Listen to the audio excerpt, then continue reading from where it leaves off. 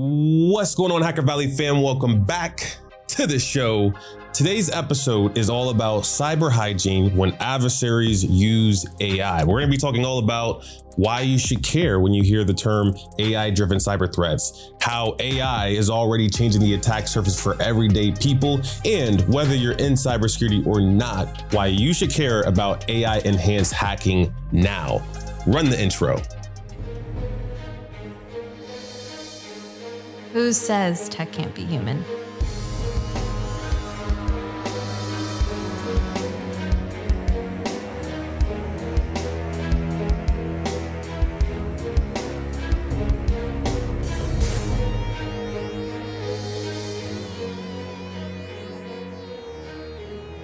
Like I said, welcome back to the show. Let's break down the episode for today. First, we're going to look at some news and what's going on in the world of cybersecurity. Then I'm going to bring up our special guest for today's episode. We're going to talk all about how to protect ourselves in this age of AI. And then I'm going to share some personal reflections and close with some practical takeaways that we can all use and be a little bit better at safeguarding our information from AI systems and our adversaries. All right, so let's jump into the news. The story that I want to cover for today's episode is all about an app called Neon. And this story comes from TechCrunch. The title reads, "Viral Call Recording App Neon Goes Dark After Exposing Users' Phone Numbers, Call Recordings, and Transcripts." This article is by Zach Whitaker and Sarah Perez. Big shout outs to them for putting this together because I thought this article was awesome. It's awesome because this app Neon, what it allows users to do is sign up, record their calls, and get paid for their call recording. It's kind of like back in the day when there were some applications that would ask you to watch advertisements because people wanted to know what you were interested in so they could sell you more stuff in the future. It's the same here, but voice is our use case. People want to collect our voice information so they can train AI systems better so they could ultimately sell more products and solutions to people. This Neon app has a great idea, to pay people for their recordings, for their voices. But it's all fun and games until you find out that there's a vulnerability within the thing that's recording all of your phone calls. So with this Neon app, the way that it worked is if you called another Neon user, you got more money for your call recording, and both sides of the conversation are recorded. When one user is not using Neon and it's a regular phone number, let's say I call my mom, she's not a Neon user, it's only going to record my voice. Here's two issues with this vulnerability that came out for Neon. Issue number one is my call recordings are out there on the internet. If I was speaking about something sensitive to someone, then that likely got leaked due to this data breach. And then on the other hand, there's deepfakes that are floating around and popping up left and right. For me, I'm a podcaster, so it's very easy to deepfake my voice. But for you and anyone that doesn't have a online presence and they don't want their voice to be present online, these types of apps and apps taking these types of steps to record your calls for the sake of AI training is where we start to get into a little bit of a conundrum. What's more important, your user security or how good you can make your AI model? For this specific vulnerability for the Neon app, what had happened was the engineers, they didn't put the correct security mechanisms in place to prevent user A from seeing the data from user B. So both users still need to be registered, but it seems like they didn't have any row-level security or security controls on their database, which allowed users to see other users' information. So let's talk about why this matters, especially today. Voice is one of those intimate, immutable identifiers. And unlike a password, we can't change our voice. Having raw recordings available, it makes it easy for adversaries to create deepfake voice models. Let's talk about the implications for cyber hygiene. Even if you're really careful about all the things that you do online, using one single insecure app can undo years of good practices and years of hard work. And this shows the importance of reading what you're signing up for. And I know we can all do a little bit better at that because the terms of service are so long. Here's what we could do in its place though. As we sign up for a new system or a new application, copy and paste the terms and put it into ChatGPT, put it into Claude, put it into Gemini, and see what they say. What am I giving up? And also, what am I getting in return? For using applications like Neon, we're getting payment, right? For using applications like Instagram, we're getting free data storage and communication opportunities with our family or even people that we haven't yet met online. So we're always trading something. This is always a give and take. But hygiene, we should be mainly focused on making sure that we stay presentable and stay secure. Stories like the Neon app make me think of my family. It makes me think of how vulnerable we really can be without even taking action on our own. And if the adversaries are already using AI to clone our voices and to trick people, it raises a bigger question. What can we actually do to protect ourselves online when AI is now part of the adversary's toolkit? That's exactly why I brought in our special guest for today's episode, Jason Rebholz. Jason is here to help break down the realities of cyber hygiene in today's AI world because we're all using it. And we're going to talk about the attacker's mindset as well and the rise of deepfakes and what it means for the future of trust. Jason, you've been on the show before. I think this is actually your third time on the show. Welcome back. Thanks for having me back. Glad to have you back again. So much has changed since we spoke last time on the podcast. But now, there's AI that won't stop coming up. And you started a company, you stopped being a CISO and started a company. What have you been up to for the past year? Yeah, so I threw in the reins for the CISO life and decided to go all in on trying to secure AI. I think we're at kind of a platform shift right now. And even though companies are trying to figure out, how do you deploy AI and get that return on investment, I think that's going to be the future for companies. And I see a big gap that is popping up with how are you appropriately going to manage that risk and secure it and really be in a position where you can start to detect malicious or rogue activity. It's kind of an exciting time. We're seeing this brand new kind of infrastructure get built out before our eyes, while also repeating the same security mistakes that we have in the past. So, it's kind of serendipitous here. You were a CISO at a company that was helping organizations with cyber insurance. So I'm sure basic hygiene was the bane of your existence. How can AI help us with some of this basic hygiene issues that we're dealing with? It's something where I think we can see it where you know all the right things you're supposed to do. It's just hard to get that implemented. And so I do think there's still this fundamental thing that has to happen where you need a human to make the decision of what to prioritize, right? Like that's not something that we're necessarily going to hand off to AI, at least not right now, right? And so you do need somebody to come in and say, hey, this is my attack profile. These are my risks. And these are the fundamental technologies or practices or programs that we have to implement to address this risk. Attackers, their life is getting easier on trying to socially engineer people. And it's happening quickly, right? But if we step back and actually look, all right, the goal of social engineering is to what? Well, they're either trying to steal my credentials or my session or whatever that is, or maybe they're tricking me into installing malware on a system, right? But if we take the credentials as an example, well, if we go back to looking at passkeys or the FIDO2 hardware dongles as something that they're still not going to be able to get that, even if they have the best social engineering in the world. Well, as a security leader, that's where I should be spending my time. I need to make that decision on that investment, and then I need to push to get that deployed.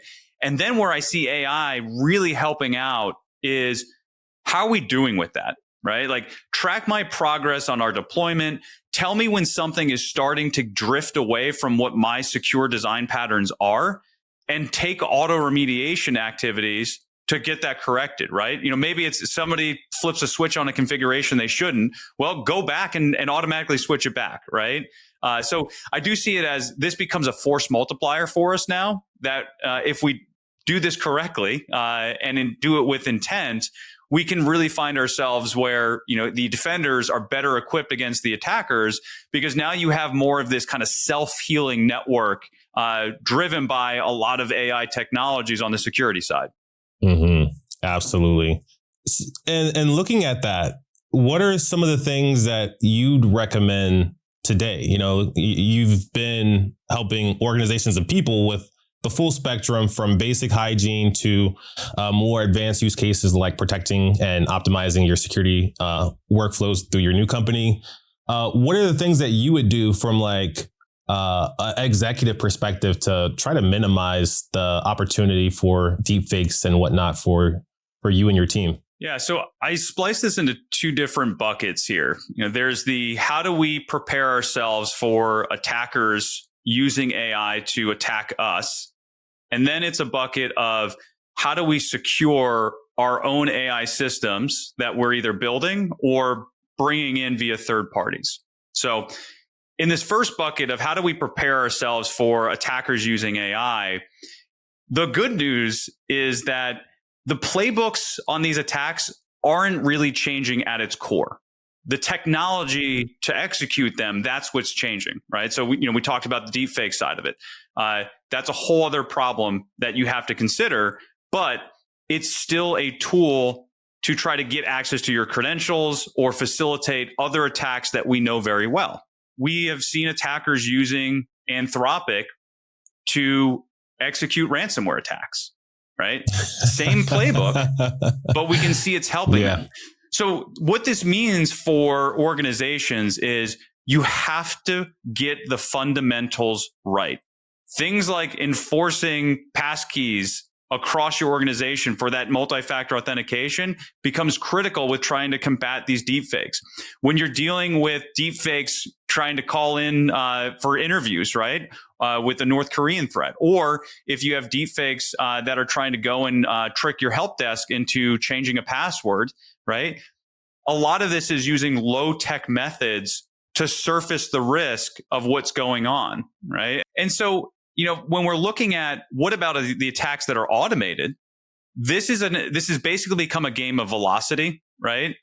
And so we're going to fully expect attackers to attack you more, and the time to get from initial access to goal is going to reduce. And so what does that mean for you? Well, your detection and response capabilities, whether that's through a managed detection and response team or if you're using your own internal SOC, you better make sure that you got rapid detection, rapid remediation and containment. And it's really about focusing on how do we reduce that mean time to detect and mean time to remediate. Because if attackers are going to go super fast, you've got to move super fast on that containment side. And this is where it becomes kind of an AI versus AI game potentially here to really kind of even out the playing field. I'm glad we're talking about attack because I brought you on to talk about attack. And before anybody says, Ron, why did you bring on a former CISO to talk about the attacker's mindset? I brought Jason on because of your memes. Your memes make you a master storyteller. I feel like you're able to tell and convey messages through comedy and through things that you've seen before by, because a meme is something that is recognizable, and then a caption to kind of tie it all back together. That is an ultimate canvas. You've taken all these disparate pieces of information, kind of like a CISO would, and put it together to help tell a story about security. If you were using AI to do that, you could tell all types of stories. You could tell the good stories that you're telling on LinkedIn. But now people have the ability to tell bad stories better. And I was right before we hit record, I was telling you that I got my first text ever where someone was trying to scam me because of Hacker Valley Media. Like, there's no associated records between Ron, Hacker Valley Media, and my phone number as far as I know. But there is obviously at least one type of connection point because I got the text.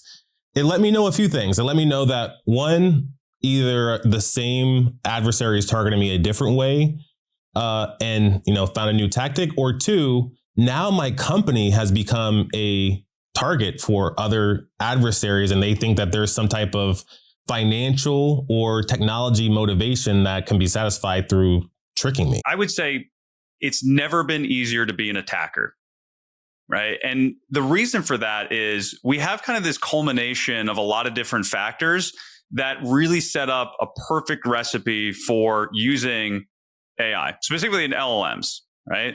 So let's look back at the last, just say 5 to 6 years, right? The number of data breaches that have happened, everyone's information is out there, whether you think so or not. And the scary part of this is in one data breach, it might have just had, hey, you know what? I'm Ron. I'm the CEO of Hacker Valley Media. In another data breach, it might have had, hey, this is Ron and this is his phone number.